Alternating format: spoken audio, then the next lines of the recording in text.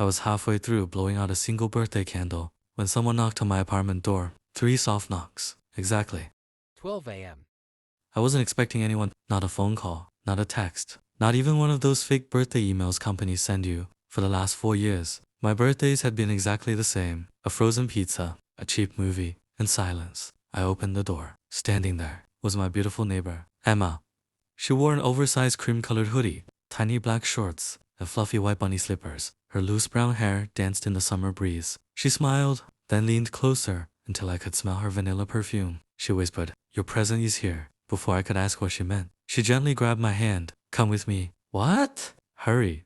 She pulled me into the hallway, across the street. A black Mercedes SUV waited with its engine running. A man in an expensive suit stood beside it, watching us. His eyes weren't on Emma, they were on me. Emma's fingers tightened around my hand. "Don't look at him." I looked anyway. The man smiled, but it wasn't a friendly smile. It looked like a warning. Then he climbed into the SUV and disappeared into the night. I turned back toward Emma. "Who was that?" She forced a smile. "Someone who isn't part of tonight." Then she placed a tiny silver key into my palm. "There, your first present." "A key?" She giggled. "No." "The key opens your real present." 5 minutes later, she led me to the rooftop. The metal door opened, and I completely froze. Hundreds of warm fairy lights covered the rooftop. Music floated through the night air. A table was filled with homemade desserts. A chocolate cake waited in the center. Behind it, a white sheet hung between 2 flower pots. A projector suddenly switched on. Old security camera clips began playing. Me. Helping Mrs. Parker carry groceries. Me. Fixing old Mr. Wilson's bicycle. Me. Carrying packages upstairs for strangers. Me. Shoveling snow outside everyone's apartment. I stared at the screen. "When did you?" Emma smiled. "For months." "You thought nobody noticed?" "But everyone did." The final clip ended. Words appeared on the sheet. "The kindest neighbor we know." I couldn't speak. Nobody had ever made something like this. "For me," Emma quietly said, "you've spent years making everyone else's life easier." I thought someone should return the favor. My throat tightened. "Emma, this is," she smiled, "worth every secret." Before I could answer, tiny footsteps echoed across the rooftop. A little girl burst through the door, around 6 years old. Curly brown hair, pink unicorn pajamas, holding a birthday balloon almost bigger than herself. "There you are." She ran straight toward me, wrapped her little arms around my waist, and smiled like we'd known each other forever. "Happy birthday, Ethan." I laughed in surprise. "You must be Emma's daughter." She nodded proudly. "I'm Lily, and I'm your birthday helper." Emma covered her face. She'd been planning this for 3 weeks. Lily proudly pointed at the cake. I decorated it. I looked closely. Instead of neat icing, the cake had chocolate fingerprints everywhere. One side leaned slightly. The candles weren't even straight. It was perfect. I smiled. "I think this is the best birthday cake I've ever seen." Lily gasped dramatically. I told Mom. Emma laughed. "You also dropped it twice. Only little drops." Lily defended herself. "They were emotional accidents." I laughed so hard. My eyes started watering. Emma looked at me. "There. That's the smile I was hoping for." For just a second, neither of us looked away. The music, the lights, the warm summer air, everything around us disappeared. It almost felt like she was about to kiss me. Instead, Lily suddenly squeezed between us. "Wait, you can't flirt yet." Emma blinked. "What?"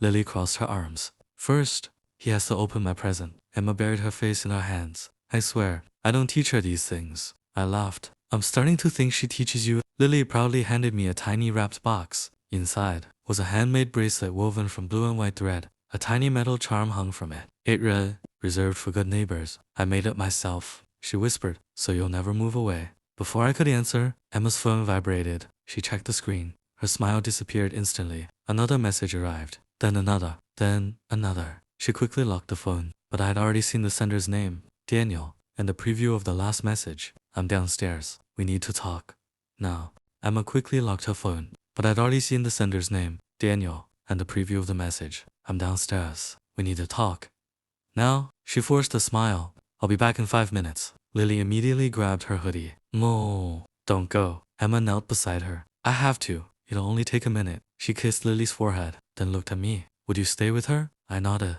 "Of course." Emma disappeared through the rooftop door. Silence settled over the rooftop. Lily stared at the closed door, then quietly sat beside me. Mom lies sometimes. I looked at her. "What do you mean?" "When grown-ups say 5 minutes, they never mean 5 minutes." I couldn't argue with that. To distract her, I pointed toward the birthday cake. "So, who really decorated this masterpiece?" She grinned. "I did, but Mom fixed the parts that looked like an earthquake." I laughed. I actually liked the earthquake. She smiled proudly. I knew you would. A few minutes later, she opened a small backpack. Inside were crayons, colored paper, and stickers. Wanna play? What are we making? A birthday card. But, she whispered dramatically, it's not for you. I pretended to be offended. Wow.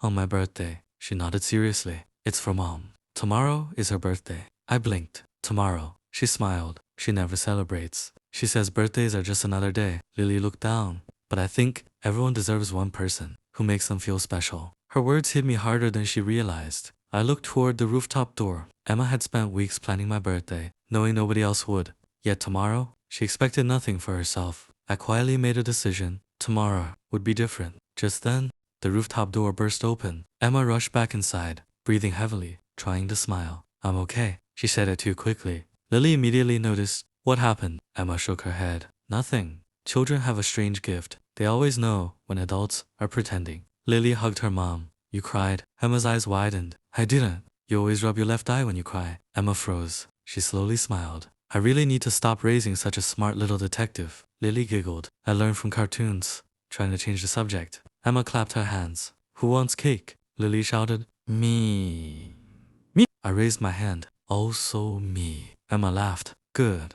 Because we have enough cake to feed half the building. As she sliced the first piece, the rooftop door opened again. An older woman walked in carrying 3 containers. Silver hair, bright yellow cardigan, warm smile. Am I late? Emma laughed. Mrs. Parker. Lily ran over. You brought your famous cookies. Mrs. Parker winked. I heard someone upstairs was celebrating. She looked at me. So, you're finally smiling again. I frowned. What do you mean? Finally, she chuckled. Oh honey, the whole building noticed when you stopped. I looked around, confused. You all actually noticed me. Mrs. Parker smiled. Good neighbors always do. For the first time in years, I didn't feel like the lonely man in apartment for B. I felt like I belonged somewhere. An hour later, the little party finally ended. Mrs. Parker left. Lily had fallen asleep, curled up on Emma's lap. Emma brushed a curl away from her daughter's face, then quietly whispered, Thank you. For what? For giving her another reason to laugh. I smiled. I think she gave me one first. Emma looked at me for a long moment. Then, very gently, she reached over and took my hand.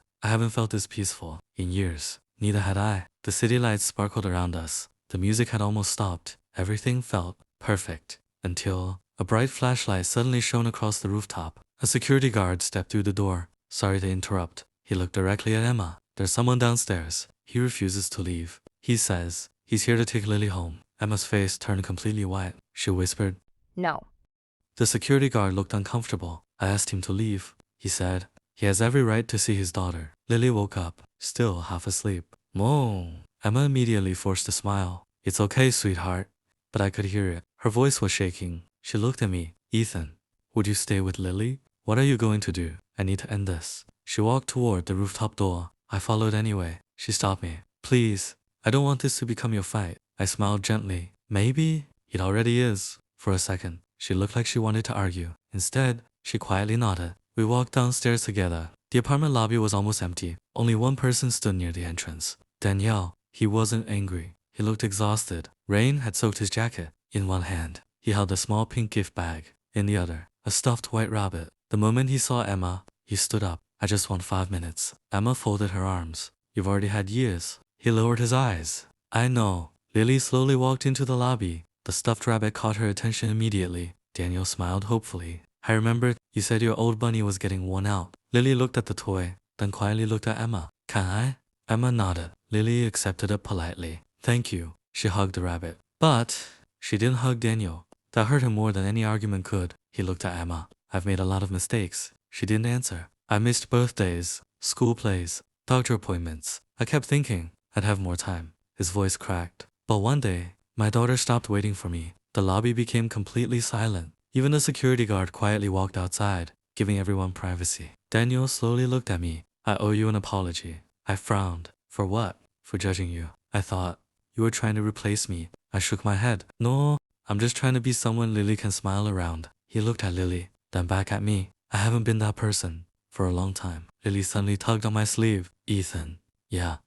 She whispered loudly enough for everyone to hear. If people say sorry, can they really change? I smiled. They can. But they have to prove it. She thought about that, then looked at Daniel. Will you come to my school play next Friday? Daniel answered immediately. I'll be there. She tilted her head. You said that last year. His shoulders dropped. I know.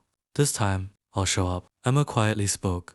Promises are easy. Consistency is hard. Daniel nodded. I deserve that. He reached into his pocket, pulled out a folded envelope. I transferred every missed child support payment, and 6 months in advance. Emma stared at him. I wasn't trying to buy forgiveness. I was trying to finally act like a father. Just then, Mrs. Parker opened the building door carrying groceries. She looked around the lobby. Oh, did I interrupt something? Lily smiled. Kind of. Mrs. Parker looked at Daniel, then at Emma, then at me. Finally, she smiled. Good.